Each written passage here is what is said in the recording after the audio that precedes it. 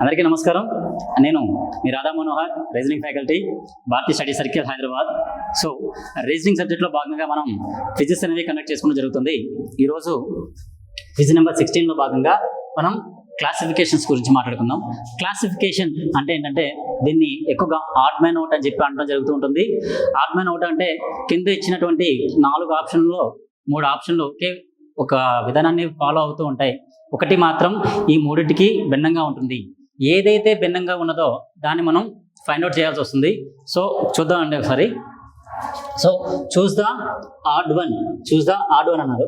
So రీజనింగ్లో ఈ క్లాసిఫికేషన్ని బాగా చేయాలి, స్టూడెంట్స్ తరువుగా చేయాలి అంటే వాళ్ళకి ఖచ్చితంగా స్క్వేర్స్, క్యూబ్స్, టేబుల్స్, నెంబర్స్ మీద ఫుల్ కమాండ్ ఉండాలి. ఎవరైతే కమాండ్ బాగా ఉంటుందో అర్థమెటిక్లో భాగంగా ఉంటుందండి ఇది క్లాసిఫికేషన్.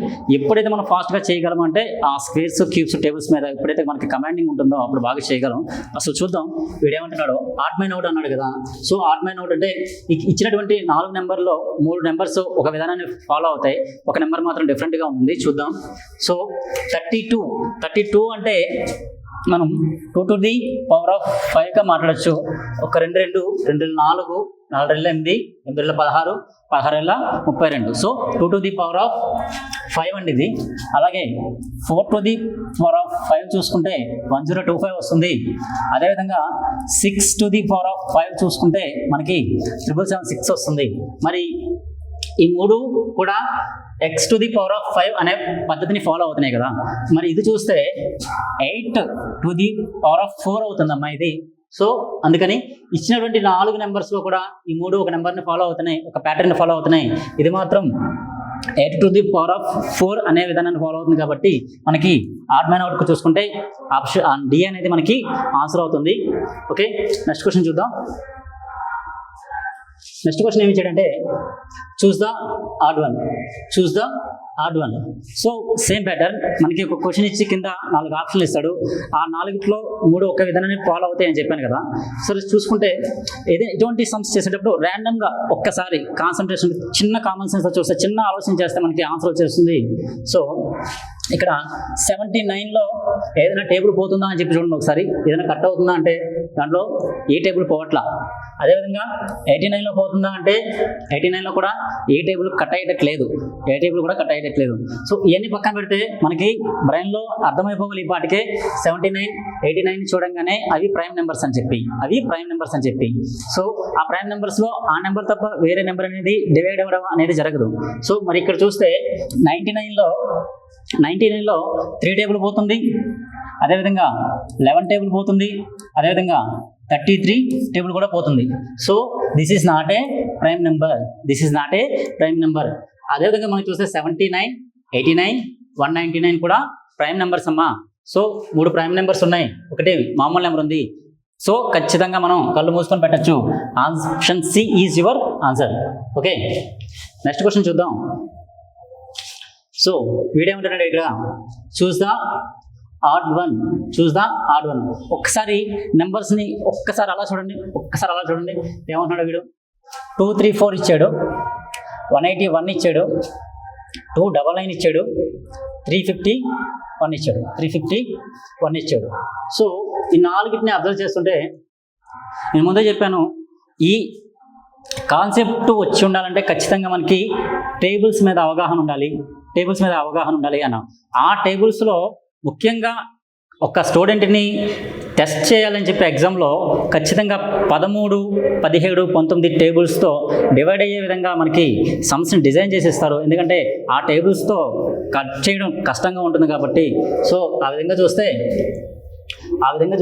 13వ టేబుల్ పోతుంది చూడండి.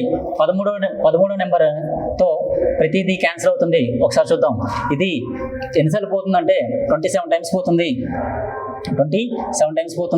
దీంట్లో కూడా 13 టేబుల్ పోతుంది. దీంట్లో కూడా 13 టేబుల్ పోతుంది. దీంట్లో 23 టైమ్స్ పోతుంది. దీంట్లో 27 టైమ్స్ పోతుంది. దీంట్లో 18 టైమ్స్ పోతుంది. సో దీంట్లో 13 టేబుల్ అనేది పోదమ్మా. సో కింద ఇచ్చినటువంటి 4 నెంబర్లో ప్రతి నెంబర్ కూడా 13తో డివైడ్ అవుతుంది. ఈ ఒక నెంబర్ మాత్రం 13తో డివైడ్ అవ్వట్లా. ఒకసారి చూడండి, దీంట్లో 13 వన్ టైం పోతుంది, ఎంత మిగులుతుంది 51 మిగులుతుంది. 51లో 13 పోతుందా అంటే 51లో 13 పోదు, 4 × 13 52. సో ఇక్కడ 51 ఉంది, సో అది పోవట్లేదు కాబట్టి యువర్ ఆన్సర్ ఈజ్ బి అవుతుంది. ఓకేనమ్మా, క్లియర్? ఓకే, నెక్స్ట్ క్వశ్చన్ చూద్దాం. Next question, choose the odd one.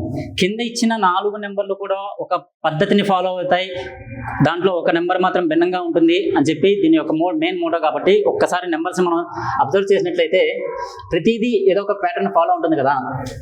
ఇక్కడ చూస్తే నెంబర్స్ చూడండి, ఇదొక నెంబర్, ఇదొక పెద్ద పెద్ద నెంబర్స్ విధంగా కాకుండా ఒక ప్యాటర్న్ ఫాలో అయ్యాడు కదా. ఏం ఫాలో అయ్యాడు చూద్దాం ఒకసారి. ప్రతిదీ కూడా అసెండింగ్ ఆర్డర్లో ఉంది.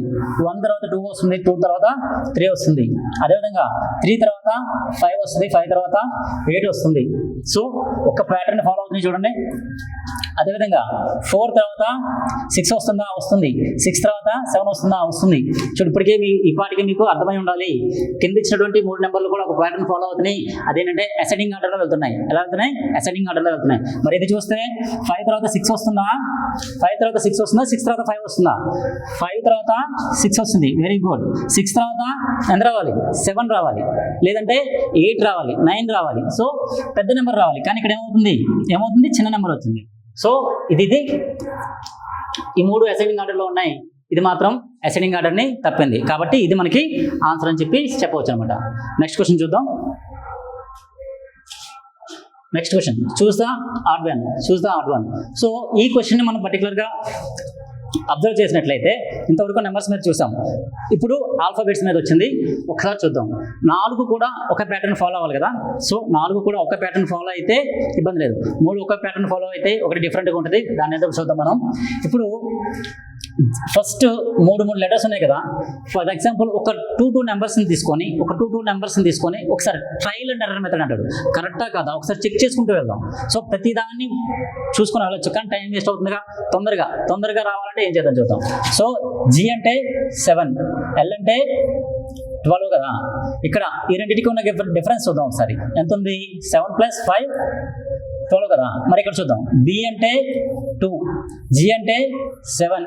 సో ఈ రెండింటికి మధ్య డిఫరెన్స్ ఎంత ఉంది? +5. అంటే ఫస్ట్ లెటర్కి 5 యాడ్ చేస్తున్నాడు. ఫస్ట్ లెటర్కి 5 యాడ్ చేస్తే సెకండ్ లెటర్ వస్తుంది. మరి అదేవిధంగా జే అంటే 10, ఎన్ అంటే 14. సో ఇక్కడ ఎంత యాడ్ అయింది? +4 మాత్రమే యాడ్ అయింది. ఇది చూద్దాం. ఓ అంటే 15, అదేవిధంగా టీ అంటే 20. ఈ రెండింటికి మధ్య డిఫరెన్స్ ఎంత ఉంది? ఎంత యాడ్ చేస్తున్నాడు అంటే 5 యాడ్ చేస్తున్నాడు. ఈ విధంగా చూస్తే ఫస్ట్ 2 డిజిట్స్ చూస్తేనే మనకి ట్రిక్ వచ్చేసింది, ఆన్సర్ కూడా వచ్చింది. ఫస్ట్ నెంబర్కి 5 యాడ్ చేస్తే సెకండ్ నెంబర్ వస్తుంది, ఫస్ట్ లెటర్కి 5 యాడ్ చేస్తే సెకండ్ లెటర్ వస్తుంది. ఈ విధంగా చూసుకుంటే ఇక్కడ మాత్రం 4 మాత్రమే యాడ్ అయ్యింది. So your answer is C. Okay అమ్మా, నెక్స్ట్ క్వశ్చన్ చూద్దాం. ఓకే, 5 క్వశ్చన్స్ కదా కంప్లీట్ అయ్యాయి. Thank you very much.